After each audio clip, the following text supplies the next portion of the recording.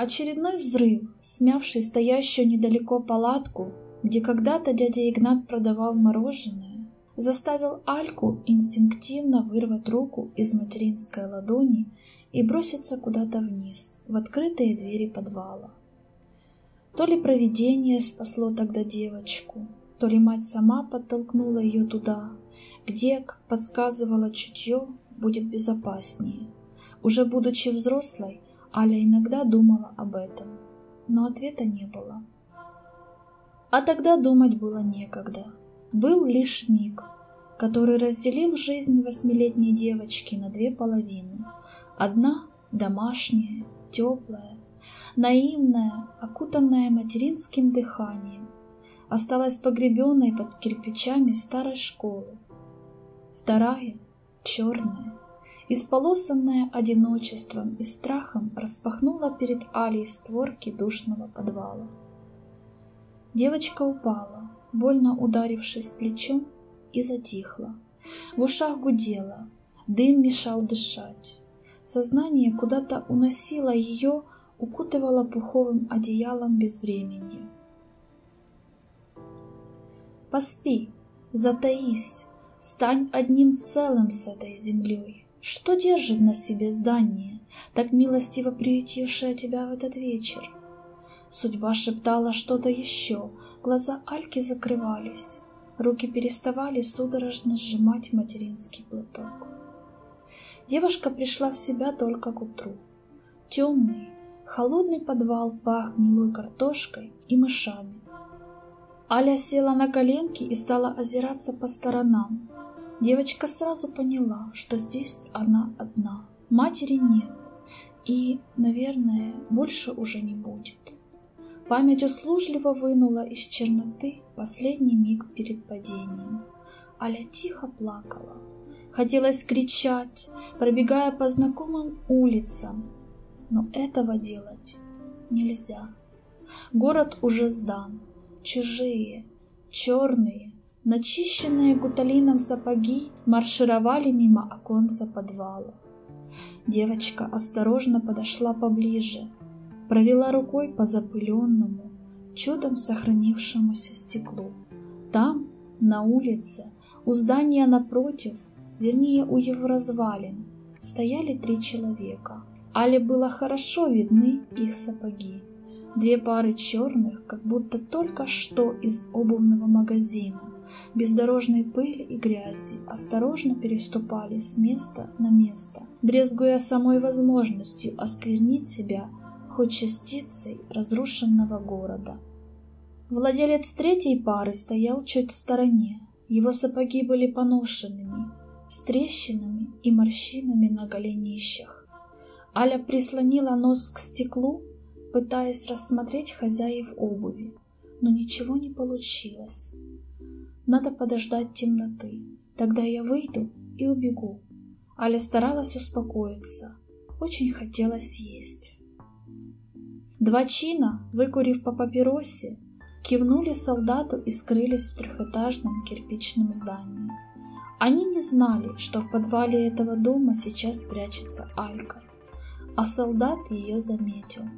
Цепкий взгляд уловил намек на движение за пыльным окном подвала, подметил нос, прижатый к стеклу, и маленькую руку, что протерла дырочку для обзора. Солдат доверял своим инстинктам. Он был на войне не 1-й год. Чутье всегда подсказывало, откуда ждать беды. Здесь же было все совсем по-другому. Ребенок, это точно ребенок. Как он там оказался? Видимо, прячется, догадался мужчина. Голодный, наверное. Солдат изредка бросал взгляды на то окно, но тень больше не появлялась.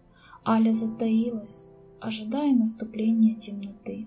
Она уснула, прижавшись к каким-то ящикам в уголке.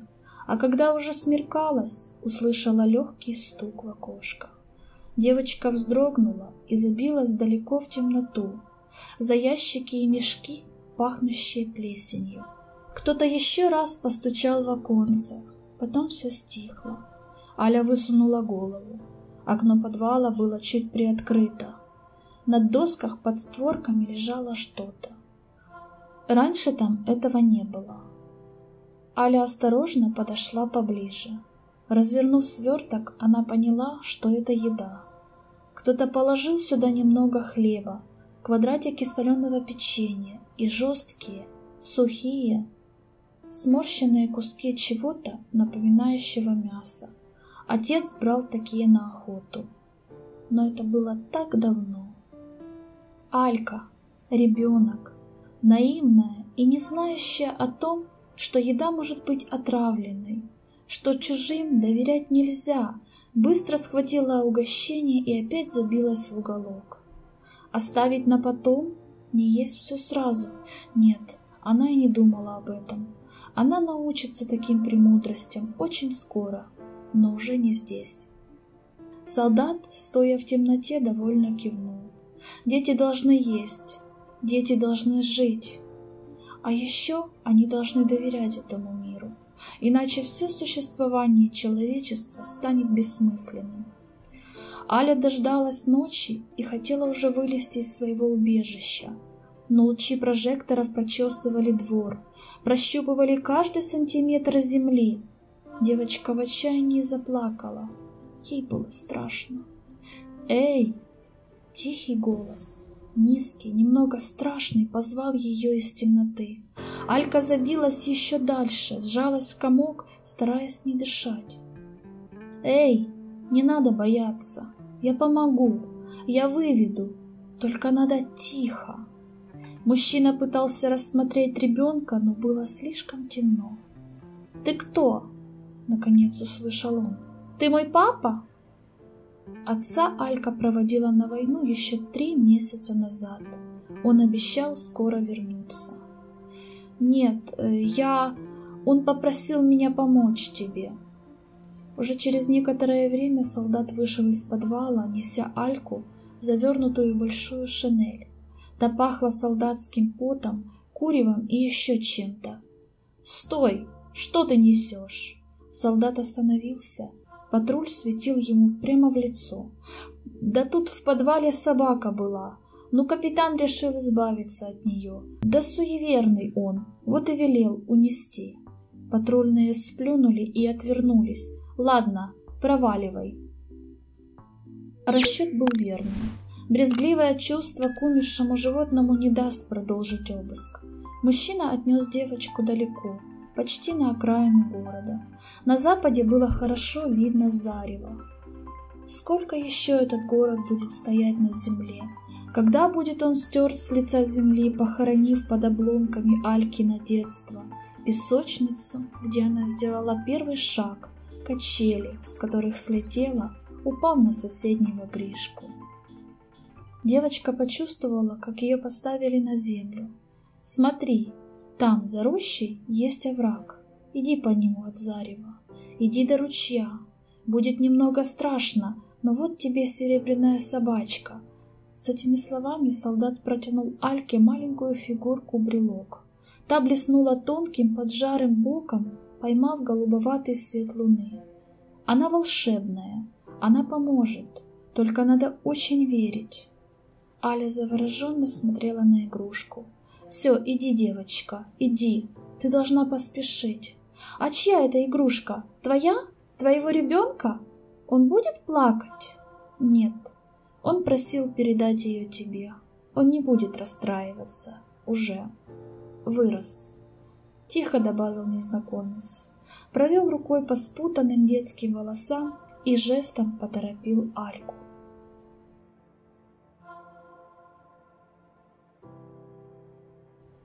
С тех пор прошло очень много лет. Аля тогда спаслась, попав к остаткам бежавших из города жителей, и даже нашла мать. Будучи уже взрослой, Аля иногда вспоминала этого странного человека. Он был чужаком, захватчиком. Он пришел в их город с оружием, чтобы стать там хозяином. Почему же тогда он отпустил ее? Брелок девушка носила на связке ключей. То ли действительно верила в его силу, то ли просто нравился ей грустный пес, бегающий по невидимой дороге. Однажды зимой в поликлинику, где она к тому времени работала медсестрой, пришел старик. Его лицо было совсем скукоженным, обожженная когда-то кожа смялась, собравшись в безобразные складки. «Извините», — сказал он с небольшим акцентом, — «мне нужно в 305-й кабинет. Куда идти?» Алька обернулась. «Я отведу вас, пойдемте». Она осторожно дотронулась до плеча посетителя, тот кивнул, и они зашагали по длинному коридору. 305-й кабинет, кабинет онкологии, был одним из самых страшных, безысходных и наполненных тоской. Здесь всегда было тихо, тихо переговаривались, быстро уходили, строго смотрели. «Вот, присядьте, я спрошу, свободен ли врач». Аля усадила старика на кушетку, и тут из кармана ее халата вывалилась связка ключей. Она со звоном упала на кафельный пол, а серебряная собачка блеснула, отражая лучи солнца.